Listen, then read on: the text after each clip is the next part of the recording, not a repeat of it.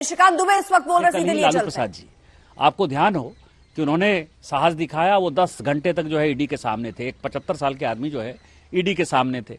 आप अपने आप को जवान करते हो, आप अपने आप को मजबूत करते हो। आपको ध्यान हो कि गुजरात में भी जब जब माननीय मुख्यमंत्री, तत्कालीन मुख्यमंत्री जो आज के प्रधानमंत्री जी हैं, जब जब उनको जहां जहां बुलाया गया, एसआईटी में बुलाया, ईडी ने बुलाया, सीबीआई ने बुलाया, कोई एक भी छोटा सा इंसिडेंट नहीं है जबकि माननीय मोदी जी ने इन एजेंसीज का सामना नहीं किया। हम संवैधानिक पद पर बैठे हुए हैं, एजेंसी का सामना करना हमारा कर्तव्य है और नेता के तौर पर हम ये दिखाते हैं जनता को कि हम जो है सहयोग कर रहे हैं, जांच में सहयोग कर रहे हैं। पिछले 48 घंटे से गायब हो जाना, जो बीएमडब्ल्यू दिखाई दे रही है, जो मेरी जानकारी है विनोद सिंह, जिनके यहाँ की इनकम टैक्स का रेट पड़ा था और जिनके यहाँ की मुख्यमंत्री और मुख्यमंत्री जी के परिवार के कई एक अकाउंट जब्त हुए थे कि उन्होंने पैसे का लेन देन किया, हेर फेर किया, अरबों रुपए का हेर देन किया। वही विनोद सिंह के नाम से शायद वो गाड़ी रजिस्टर्ड है। एक प्राइवेट गाड़ी में एक मुख्यमंत्री घूमेगा, ये अब हो गया सवाल। दूसरा भाग रहा है, तीसरा जो है एजेंसी का सामना नहीं कर रहा है। मुझे ये लगता है कि उनके पिताजी 21 दिन जिस तरह से बाहर रहे थे केंद्रीय मंत्री के तौर पर, वो भगोड़े थे, उसी तरह से माननीय मुख्यमंत्री जी जो है एक भगोड़े हैं।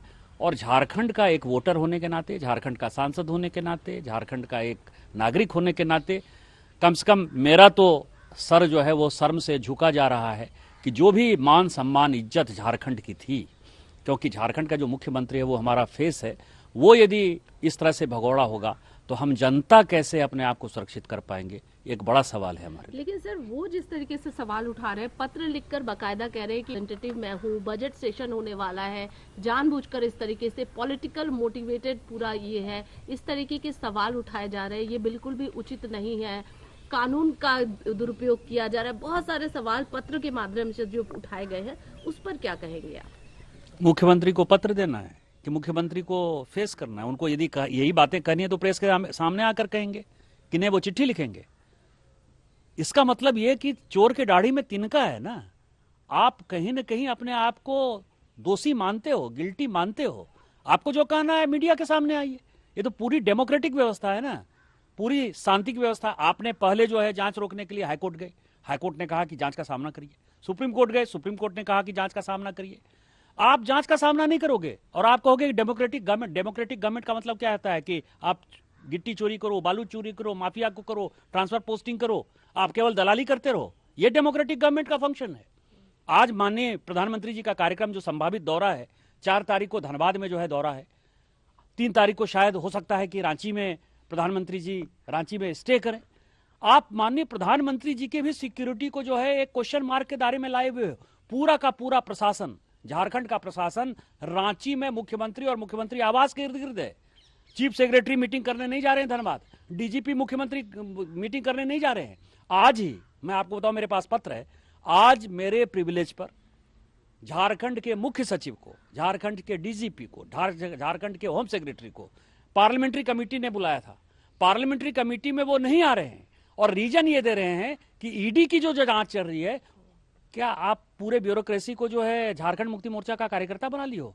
उसको प्रधानमंत्री की चिंता नहीं है, उसको संसद की चिंता नहीं है। कल ही उन्होंने चिट्ठी भेजा है मुख्य सचिव ने कि हम नहीं आ पाएंगे। तो मैं ये कह रहा हूं कि ये जो सिचुएशन है, माननीय गवर्नर साहब से मेरा रिक्वेस्ट होगा कि उनको आर्टिकल 355 में जो है संविधान की जो धारा 355 है उसमें रिपोर्ट भेजनी चाहिए। और ये सही समय है क्योंकि उनके भाई भी मुझसे बात कर चुके हैं, कल उनकी भाभी भी मेरे से बात कर रही हैं। वो सभी दुखी हैं कि ये पार्टी जो है शिबू सोरेन जी ने बनाई है, ये पार्टी दुर्गा सोरेन जी ने बनाई है। अपनी वाइफ को जो वो चार्ज देना चाहते हैं उससे कोई भी सहमत नहीं है और भगौड़े की तरह वो वाइफ को जो है चार्ज दिलाने की कोशिश कर रहे हैं। मुझे लगता है कि राष्ट्रपति शासन का ये सबसे अच्छा मौका है। एक अंतिम सवाल सर, क्योंकि आप ही ने इस मामले को उठाया लोग माध्यम से और अभी भी आप ये कह रहे हैं कि उनकी पूरी फैमिली आपके टच में है, लगातार वार्ता हो रही है, लेकिन जो परिस्थितियां हो रही हैं, आप खुद ही कह रहे हैं कि राष्ट्रपति शासन लागू, लेकिन आपको लगता है कि अब वो सामने आ जाएंगे और तमाम, क्योंकि बार बार आवाज उठ रही है, बार बार सभी पूछ रहे हैं कि एक राज्य का अगर मुख्यमंत्री सामने नहीं आ रहे तो बहुत बड़ी बात है। इसको लेकर जिससे मैंने लोकपाल में कंप्लेन किया था और सीबीआई ने उसकी प्रिलिमिनरी इंक्वायरी की और आपको आश्चर्य होगा कि 82 संपत्ति ऐसी है जो शिबू सोरेन जी की है, उनकी पत्नी की है, हेमंत सोरेन जी की है, उनकी पत्नी की है, उनके परिवार के लोगों की है, उनके बेटी के है, उनके दामाद के हैं। जो न इनकम टैक्स में उन्होंने शो किया है, न सभी लोग चुनाव लड़ते हैं। चुनाव हलफनामे में जब हम चुनाव लड़ने जाते हैं तो हमारा क्या बैंक अकाउंट है, हमारी क्या संपत्ति है, हमारे बच्चों की क्या संपत्ति है, वो सब देनी पड़ती है। 82 ऐसी संपत्ति है जो कि उन्होंने डिक्लेयर नहीं की है। इसको चोरी और सीनाजोरी कहते हैं। उस लोकपाल की भी जांच को जो है 2 साल से वो रोके हुए थे। दिल्ली हाईकोर्ट का फैसला आया है 22 तारीख को, आपको ध्यान हो, और उसने ये कहा है कि आप लोकपाल में जाइए, जांच का सामना कीजिए। 15 फरवरी को लोकपाल ने इनको अंतिम मौका दिया है और वो केस जिस दिन खुल गया, मैं आपको ये कह सकता हूं कि 2024 में यदि ये केस खुल गया तो सोरेन परिवार में कोई ऐसा आदमी, केवल दुर्गा सोरेन जी के बच्चे और शायद हेमंत जी के बच्चे या बसंत जी या उनकी वाइफ होंगे, यही सब ऐसे लोग होंगे जो चुनाव लड़ने के काबिल होंगे। नहीं तो सोरेन परिवार में कोई आदमी चुनाव लड़ने के भी काबिल नहीं होगा। मेरे को सुन रहे थे आप, जो सीधे तौर पर कई गंभीर आरोप लगा रहे हैं और अब इन्हीं आरोपों की जांच जो है वो ईडी की तरफ से हो रही है। हेमंत सोरेन का भी कोई पता नहीं है।